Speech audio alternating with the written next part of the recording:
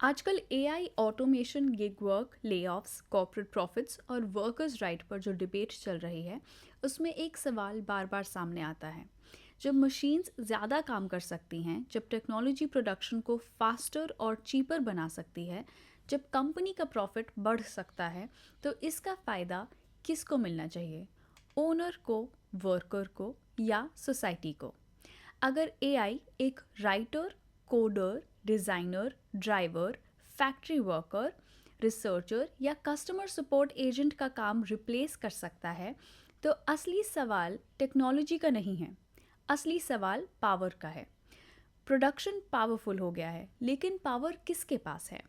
इसी सवाल के साथ आज की किताब शुरू करते हैं, कार्ल मार्क्स और फ्रेडरिक एंगल्स की द कम्युनिस्ट मैनिफेस्टो। अब फ़ोन साइड रख दीजिए, स्क्रीन को कुछ देर के लिए सुकून दीजिए और घंटों तक स्क्रीन पर वक्त ज़ाया करना, जिसको आजकल डूम स्क्रॉलिंग कहा जाता है, उससे थोड़ा ब्रेक लीजिए।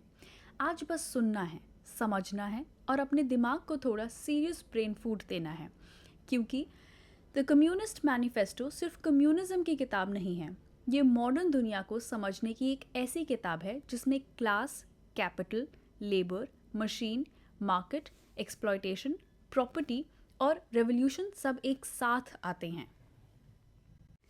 और एक बात पहले ही क्लियर कर देते हैं, मार्क्स को समझना और मार्क्स से अग्री करना सेम चीज़ नहीं है। आप मार्क्स को रिजेक्ट कर सकते हैं, क्रिटिक कर सकते हैं, डिसअग्री कर सकते हैं, लेकिन मॉडर्न पॉलिटिक्स और इकोनॉमिक्स की लैंग्वेज में मार्क्स को इग्नोर करना बहुत मुश्किल है, क्योंकि मार्क्स एक अनकंफर्टेबल सवाल पूछते हैं। दुनिया में जो वेल्थ बनती है, वो बनती कैसे है और जाती किसके पास है? द कम्युनिस्ट मैनिफेस्टो 1848 में पब्लिश हुआ था। सोचिए वो यूरोप, फैक्ट्रीज बढ़ रही हैं, मशीन्स आ रही हैं, विलेजेस से लोग सिटीज़ में आ रहे हैं, ओल्ड फ्यूडल वर्ल्ड टूट रहा है, नए इंडस्ट्रियल सिटीज़ बन रहे हैं, smoke, steam, railways, mills, veg labour, poverty, profit, सब एक नए ज़माने का सिग्नल दे रहे हैं। मार्क्स और एंगल्स इसी नए ज़माने को देख रहे थे। उन्हें लग रहा था कि दुनिया सिर्फ चेंज नहीं हो रही है, दुनिया को एक नया सिस्टम शेप कर रहा है, कैपिटलिज्म। मैनिफेस्टो की शुरुआत एक फेमस लाइन से होती है, यूरोप में कम्युनिज्म का एक स्पेक्टर, एक भूत मंडरा रहा है। ये लाइन ड्रामेटिक ज़रूर है, लेकिन इसका पॉलिटिकल मीनिंग भी है। मार्क्स और एंगल्स कह रहे थे कि रूलिंग पावर्स कम्युनिज्म से इतना डर रहे हैं कि हर रैडिकल डिमांड, हर वर्कर्स की मूवमेंट, हर सीरियस ऑपोजिशन को कम्युनिस्ट बोलकर अटैक किया जा रहा है। तो मार्क्स और एंगल्स का जवाब था, अगर सब हमें कम्युनिस्ट कह ही रहे हैं, तो फिर हम भी अपनी बात खुद ओपनली डिक्लेयर करते हैं। इसलिए ये बुक एक मैनिफेस्टो है, ये सीक्रेट थ्योरी नहीं है, ये पब्लिक अनाउंसमेंट है। अब मैनिफेस्टो का सबसे बड़ा क्लेम समझिए, हिस्ट्री को समझना है तो क्लास स्ट्रगल को समझना पड़ेगा। मार्क्स और एंगल्स कहते हैं कि अब तक की written history largely class struggles की हिस्ट्री रही है। ऑप्रेसर और ऑप्रेस्ड, मालिक और मजदूर, लॉर्ड और सर्व, बुर्जुआजी और प्रोलेटेरिएट। इसका मतलब ये नहीं है कि Kings, Wars, religion, culture, ideas या लॉ मैटर नहीं करते। मार्क्स का पॉइंट ये है कि इन सब के नीचे एक मटेरियल सवाल छुपा होता है, कौन प्रोड्यूस करता है, कौन ओन करता है, कौन प्रॉफिट लेता है और कौन अपनी मेहनत बेचने पर मजबूर होता है। यहाँ दो वर्ड्स इंपॉर्टेंट हैं, बुर्जुआजी और प्रोलेटेरिएट। बुर्जुआजी वो क्लास है जो मीन्स ऑफ प्रोडक्शन ओन करती है, factories, machines, capital, land, infrastructure, platforms, यानी प्रोडक्शन के टूल्स। प्रोलेटेरिएट वो क्लास है जिसके पास प्रोडक्शन का ओनरशिप नहीं होता, इसलिए वो अपनी लेबर बेचती है। सीधी भाषा में बोलें, कैपिटलिस्ट सोसाइटी में एक क्लास के पास कैपिटल है और दूसरी क्लास के पास काम करने की कैपेसिटी। मार्क्स के लिए मॉडर्न सोसाइटी का सेंट्रल कॉन्फ्लिक्ट इसी रिलेशन से निकलता है। लेकिन मार्क्स बुर्जुआजी को सिर्फ कार्टून विलेन नहीं बनाते, ये मैनिफेस्टो का इंटरेस्टिंग पार्ट है। मार्क्स और एंगल्स कहते हैं कि बुर्जुआजी ने हिस्ट्री में रेवोल्यूशनरी रोल प्ले किया। Feudal relations, old hierarchies, inherited privilege, local markets, guilds, capitalism ने इन सब को हिला दिया। Steam engines, factories, railways, cities, global trade, world market, capitalism ने दुनिया को रेस्टलेसली ट्रांसफॉर्म किया। मार्क्स कैपिटलिज्म को लेजी सिस्टम नहीं समझते, वो कैपिटलिज्म को रेस्टलेस सिस्टम समझते हैं जो हर चीज़ को तोड़ता है, बदलता है और मार्केट में खींच लेता है। इस बात को आज की दुनिया में देखिए, एआई सिर्फ एक टूल नहीं है, एआई वर्क का स्ट्रक्चर बदल रहा है। ऐप बेस्ड प्लेटफॉर्म्स सिर्फ कन्वीनियंस नहीं लाते, वो लेबर रिलेशन बदलते हैं। गिग इकोनॉमी सिर्फ फ्लेक्सिबिलिटी नहीं देती, वो इनसिक्योरिटी भी क्रिएट करती है। आप कैब बुक करते हैं, फूड ऑर्डर करते हैं, कंटेंट कंज्यूम करते हैं, लेकिन स्क्रीन के पीछे लेबर का एक पूरा इनविजिबल नेटवर्क होता है। मार्क्स हमें ये देखना सिखाते हैं कि टेक्नोलॉजी न्यूट्रल हवा में काम नहीं करती। टेक्नोलॉजी हमेशा किसी ओनरशिप स्ट्रक्चर के अंदर ही काम करती है। मैनिफेस्टो का अगला बड़ा आइडिया है ग्लोबलाइजेशन। मार्क्स और एंगल्स कहते हैं कि कैपिटलिज्म रुक नहीं सकता। कैपिटल को नए markets, consumers, raw materials, workers, regions चाहिए। इसलिए कैपिटलिज्म लोकल नहीं रहता, वो वर्ल्ड मार्केट बनता है। 1848 में मार्क्स ये कह रहे थे कि कैपिटलिज्म दुनिया को एक इकोनॉमिक नेटवर्क में बांध देगा। आज एक फ़ोन का डिज़ाइन एक कंट्री में होता है, चिप दूसरी कंट्री में बनती है, असेंबली तीसरी जगह होती है, डेटा क्लाउड पर होता है, इन्वेस्टर ग्लोबल होता है और कंज्यूमर दुनिया भर में होता है। ये मार्क्स के वर्ल्ड मार्केट का मॉडर्न वर्जन है। लेकिन कैपिटलिज्म की सबसे बड़ी कॉन्ट्रडिक्शन यहीं से आती है। ये सिस्टम इनॉर्मस वेल्थ क्रिएट करते हैं, लेकिन इनसिक्योरिटी भी क्रिएट करते हैं। मशीन्स पावरफुल होती हैं, प्रोडक्शन बढ़ता है, मार्केट एक्सपैंड होता है, लेकिन वर्कर के पास अपनी लेबर बेचने के अलावा कुछ नहीं होता। वर्कर वेज लेता है, कैपिटलिस्ट प्रॉफिट लेता है। मार्क्स के लिए एक्सप्लॉयटेशन का मतलब सिर्फ रूड बॉस, लो सैलरी या बैड ऑफिस कल्चर नहीं है। एक्सप्लॉयटेशन एक स्ट्रक्चर है जहां वर्कर वैल्यू क्रिएट करता है, लेकिन सरप्लस का कंट्रोल ओनर के पास होता है।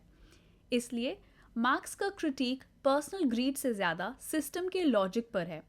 एक कैपिटलिस्ट पर्सनली काइंड हो सकता है, लेकिन कंपटीशन उसे फोर्स करेगा कि कॉस्ट कम करे, प्रोडक्टिविटी बढ़ाए, वेजेस कंट्रोल करे और प्रॉफिट प्रोटेक्ट करे। मार्क्स के लिए कैपिटलिज्म में कॉन्फ्लिक्ट एक्सीडेंटल नहीं है, कॉन्फ्लिक्ट सिस्टम के अंदर बिल्ट इन है। जब एक क्लास प्रोडक्शन ओन करती है और दूसरी क्लास लेबर बेचती है, तो टेंशन अनअवॉइडेबल हो जाती है। मैनिफेस्टो का एक और पावरफुल पॉइंट है कि कैपिटलिज्म सिर्फ इकोनॉमी को नहीं बदलता, इंसानी रिश्ते भी बदल देता है।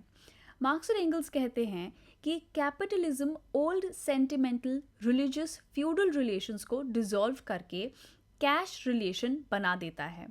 Doctor, lawyer, priest, poet, scientist सब वेज लेबरर बन सकते हैं। इसका मतलब ये नहीं कि मार्क्स प्रोफेशंस की इंसल्ट कर रहे हैं। वो कह रहे हैं कि कैपिटलिज्म हर स्किल, हर टैलेंट, हर प्रोफेशन को मार्केट के अंदर लाकर प्राइस के लॉजिक से मेजर करता है। आज इसको समझाना मुश्किल नहीं है, बिकॉज राइटर कंटेंट बेच रहा है, इन्फ्लुएंसर अटेंशन बेच रहा है, टीचर कोर्स बेच रहा है, आर्टिस्ट एल्गोरिदम के हिसाब से परफॉर्म कर रहा है, लॉयर बिलेबल आर्ट्स में मेजर हो रहा है, कोडर ग्लोब फ्रीलांस मार्केट में compete कर रहा है। इवन क्रिएटिविटी और इमोशन भी मोनेटाइज हो सकते हैं। मार्क्स का अनकंफर्टेबल क्वेश्चन यही है, क्या कैपिटलिज्म हर ह्यूमन कैपेसिटी को कमोडिटी बना देता है? फिर मैनिफेस्टो एक और ड्रामेटिक आर्गुमेंट देता है, कैपिटलिज्म अपने ही ग्रेव डिगर्स क्रिएट करता है।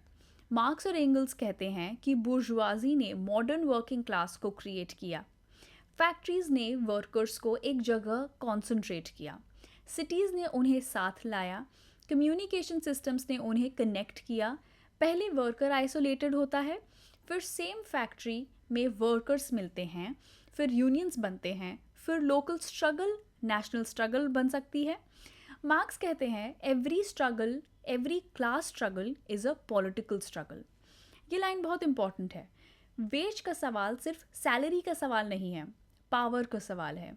वर्किंग आवर्स का सवाल सिर्फ ऑफिस पॉलिसी का सवाल नहीं है, क्लास रिलेशन का सवाल है। ऑटोमेशन का सवाल सिर्फ इनोवेशन का सवाल नहीं है, ओनरशिप और कंट्रोल का सवाल है।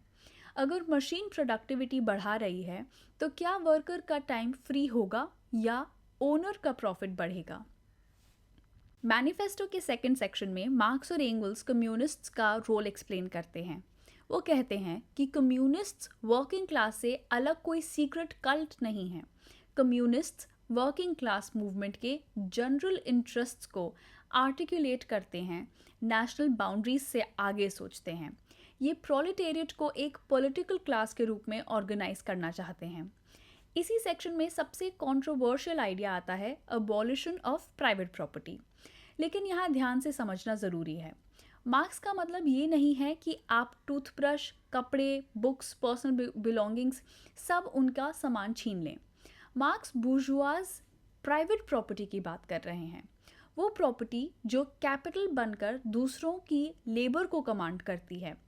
Factory, machinery, land, credit, transport, platform, infrastructure, ये वो ओनरशिप है जिसके थ्रू एक क्लास दूसरी क्लास की लेबर से सरप्लस एक्सट्रैक्ट करती है। मार्क्स के लिए कैपिटल सिर्फ पर्सनल पोजेशन नहीं है, कैपिटल सोशल पावर है। अगर एक फैक्ट्री एक ओनर के नाम पर है लेकिन उसे चलाने के लिए हंड्रेड्स ऑफ वर्कर्स की लेबर चाहिए, तो मार्क्स पूछते हैं जो चीज़ सोशल लेबर से चलती है उसका प्रॉफिट प्राइवेट क्यों है? यही प्रॉपर्टी क्वेश्चन है। Communist demand personal life destroy करने की नहीं है, प्रोडक्टिव प्रॉपर्टी के क्लास कैरेक्टर को एंड करने की डिमांड है। फिर मार्क्स बुर्जुआस फ्रीडम की क्रिटिक करते हैं। कैपिटलिस्ट सोसाइटी कहती है वर्कर फ्री है अपनी लेबर बेचने के लिए, लेकिन मार्क्स पूछते हैं अगर वर्कर के पास सर्वाइवल के लिए लेबर बेचने के अलावा ऑप्शन ही नहीं है तो ये फ्रीडम कितनी रियल है? कॉन्ट्रैक्ट फॉर्मली फ्री हो सकता है लेकिन भूख और मजबूरी भी रियल होती है। इसीलिए मार्क्स लीगल फ्रीडम और मटेरियल डिपेंडेंस के बीच का कॉन्ट्रडिक्शन दिखाते हैं। मैनिफेस्टो फैमिली, एजुकेशन और नेशन पर भी बात करता है और ये पार्ट्स अक्सर मिसअंडरस्टूड होते हैं। जब मार्क्स बुर्जुआज फैमिली की क्रिटिक करते हैं वो फैमिली अफेक्शन के खिलाफ नहीं है। वो कह रहे हैं कि बोर्जुआज फैमिली प्रॉपर्टी इनहेरिटेंस और प्राइवेट गेन के स्ट्रक्चर से शेप्ड होती है। जब वो नेशन की बात करते हैं और कहते हैं कि workers you have no country, इसका मतलब ये नहीं है कि वर्कर्स के पास कल्चर, लैंग्वेज या बिलोंगिंग नहीं होती। मतलब ये है कि कैपिटलिस्ट नेशन स्टेट में एक्चुअल पावर और प्रॉपर्टी रिलेशंस वर्कर के कंट्रोल में नहीं होते। थर्ड सेक्शन में मार्क्स और एंगल्स अपने टाइम के डिफरेंट सोशलिस्ट करंट्स को क्रिटिसाइज करते हैं। ये पार्ट थोड़ा ड्राई लग सकता है लेकिन बहुत इंपॉर्टेंट है। वो feudal socialism, petty bourgeois socialism, conservative socialism, utopian socialism, इन सब को एग्जामिन करते हैं। उनका पॉइंट है कि कैपिटलिज्म की क्रिटिसिज्म करना इनफ नहीं है। अगर आप बस पास्ट को रोमांटिसाइज कर रहे हैं, ये सिर्फ चैरिटी की बात कर रहे हैं या वर्कर्स को खुद पॉलिटिकल एजेंट नहीं मान रहे, तो आप कैपिटलिज्म के स्ट्रक्चर को सीरियसली चैलेंज नहीं कर रहे। यहाँ मार्क्स अपने कम्युनिज्म को मॉरल प्रीचिंग से अलग करते हैं। वो कहना चाहते हैं कि कम्युनिज्म कोई सपनों का परफेक्ट सोसाइटी प्लान नहीं है जो किसी थिंकर ने टेबल पर बैठकर बना दिया। उनके लिए कम्युनिज्म एग्जिस्टिंग क्लास स्ट्रगल का पॉलिटिकल एक्सप्रेशन है। पहले प्रोडक्शन का स्ट्रक्चर समझो, ओनरशिप किसके पास है वो समझो, वर्कर की बार्गेनिंग पावर क्या है वो समझो, स्टेट किस इंटरेस्ट को प्रोटेक्ट करना चाहती है वो समझो। बिना स्ट्रक्चर समझे सिर्फ काइंडनेस से सोसाइटी नहीं बदलेगी। फोर्थ सेक्शन शॉर्ट है लेकिन शार्प है। मार्क्स और एंगल्स कहते हैं कि कैपिटलिज्म ने फ्यूडल वर्ल्ड को तोड़ा, ग्लोबल मार्केट्स बनाए, प्रोडक्शन को रेवोल्यूशनाइज किया, सिटीज़ और फैक्ट्रीज क्रिएट की और एनॉर्मस प्रोडक्टिव पावर जनरेट की। लेकिन इसी प्रोसेस में उसने सोसाइटी को बोर्जुआजी और प्रोलेटेरिएट के कॉन्फ्लिक्ट में ऑर्गेनाइज कर दिया। एक class means of production own करती है, दूसरी क्लास अपनी लेबर बेचती है। एक क्लास कैपिटल अक्यूमुलेट करती है, दूसरी क्लास वेज पर सरवाइव करती है। मैनिफेस्टो का डीपर पॉइंट यही है कि कैपिटलिज्म सिर्फ इकोनॉमिक सिस्टम नहीं है, ये एक सोशल ऑर्डर है। ये डिसाइड करता है कि काम का वैल्यू क्या होगा, फ्रीडम का मतलब क्या होगा, प्रॉपर्टी किसकी होगी, टेक्नोलॉजी किसकी सर्विस करेगी, लॉ किस इंटरेस्ट को प्रोटेक्ट करेगा और कॉमन सेंस की लैंग्वेज कैसे बनेगी। इस किताब को ना ब्लाइंड भक्ति से पढ़ना चाहिए ना लेजी डिसमिसल से। ये 1848 का रेवोल्यूशनरी पैम्फलेट है, कंप्लीट ब्लूप्रिंट नहीं। इसमें liberty, pluralism, dissent, post revolution state power और डेमोक्रेटिक सेफगार्ड्स के डिटेल्ड आंसर्स नहीं मिलते। लेटर कम्युनिस्ट रिजीम्स की हिस्ट्री भी इसी वजह से कॉम्प्लिकेटेड और कंटेस्टेड है। लेकिन इसका मतलब ये नहीं कि मैनिफेस्टो इररेलेवेंट हो गया। इसका मतलब है कि हमें इससे एक फाउंडेशनल पॉलिटिकल टेक्स्ट की तरह पढ़ना चाहिए, एक ऐसा टेक्स्ट जो कैपिटलिज्म के इंजन, उसकी एनर्जी, उसकी क्रूअल्टी और उसकी कॉन्ट्रडिक्शंस को नाम देता है। आज जब AI वर्क को बदल रहा है, जब गिग वर्कर्स एल्गोरिदम्स के नीचे काम कर रहे हैं, जब global supply chains cheap labour पर टिकती हैं, जब प्रोफेशनल्स भी मार्केट में कमोडिफाई होते हैं, तब मार्क्स का सवाल वापस आता है। प्रोडक्शन पावरफुल हो गया, लेकिन पावर किसके पास गई? द कम्युनिस्ट मैनिफेस्टो की दुनिया 1848 की थी। हमारी दुनिया AI, apps, algorithms, finance, platforms और ग्लोबल सप्लाई चेन्स की है। लेकिन बुनियादी सवाल अब भी जिंदा है, इंसान प्रोडक्शन के लिए है या प्रोडक्शन इंसान के लिए है? That is the reason this book still refuses to die. It may be criticized, challenged, rejected, revised, or even reread, but it cannot be ignored because every age has to answer the same old question in a new form. जब दुनिया बदलती है तो उस बदलाव का मालिक कौन होता है?